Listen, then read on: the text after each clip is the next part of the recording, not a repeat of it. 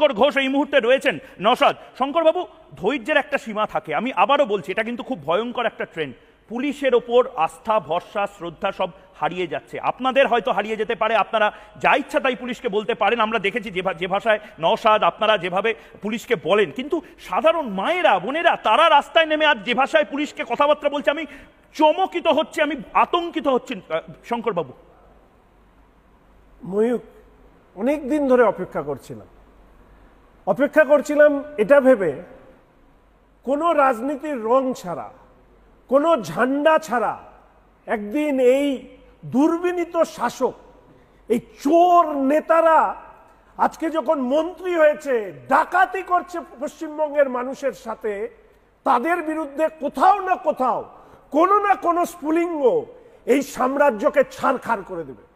আর সেই ছারখারের চেহারা, তার প্রতিফলন মুখ্যমন্ত্রীর চোখে মুখে ফুটে উঠছে। রাজা আসে, রাজা যায়। বিরোধী দলনেত্রী, আজকের বর্তমান মুখ্যমন্ত্রী যে সম্মান অর্জন করেছেন, এই মসনদ থেকে তিনি বিদায় নেবেন পশ্চিমবঙ্গের স্বাধীনতার পর সব থেকে কলঙ্কিত মুখ্যমন্ত্রী হিসাবে।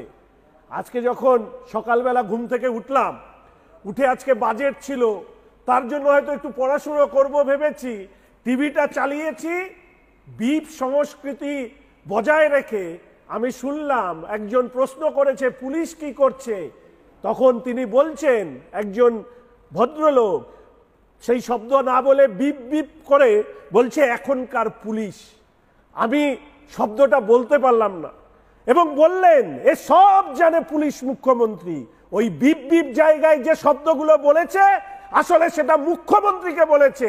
মুখ্যমন্ত্রী যিনি ভেবেছিলেন কন্যাশ্রী, সবুজ সাথী, লক্ষ্মীর ভান্ডার দিয়ে এই টাকার জায়গায় 1200 টাকা, 1000 টাকা দিচ্ছে। আমি আসবো এই কালকে বাজেটে ওদের আমি মুখোশটা খুলবো, কিন্তু আজকে শুধু বলছি এদেরকে ভোটার বানিয়ে রেখে দিয়েছিল। ভেবেছিল হাত পেটা খেয়ে ওই 500-1000 টাকার লোভে এই মহিলারা, এই ছাত্রীরা ওদের পদলেহন করবে। আজকে থুতু দিচ্ছে এই রাজ্যের শাসককে, যারা এই শাহজাহান, বাকিবুর, জাহাঙ্গীর, আরাবুল, সৈকতদেরকে এরা নেতা বানিয়েছে, এরা শাসক বানিয়েছে। আমি আপনাদের চ্যানেলে বলছি, গতকাল আমি অমিত শাহকে চিঠি লিখেছি, আমাদের সম্মানীয় স্বরাষ্ট্রমন্ত্রীকে।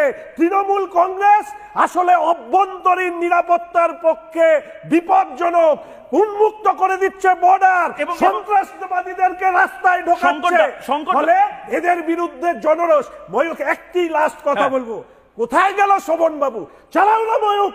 যেদিন ইডি মার খাচ্ছে, এই শোভন বাবু বর্ষিয়ান নেতা, যাকে আমি সম্মান করি, সেই শোভন বাবু বলেছে এটা জনরোষ, এরকম নাকি রাজ্য জুড়ে জনরোষ হবে। আজকের দিনে দাঁড়িয়ে কোন জনরোষ দেখছে শোভন বাবু? কোথায়? উত্তর দিন।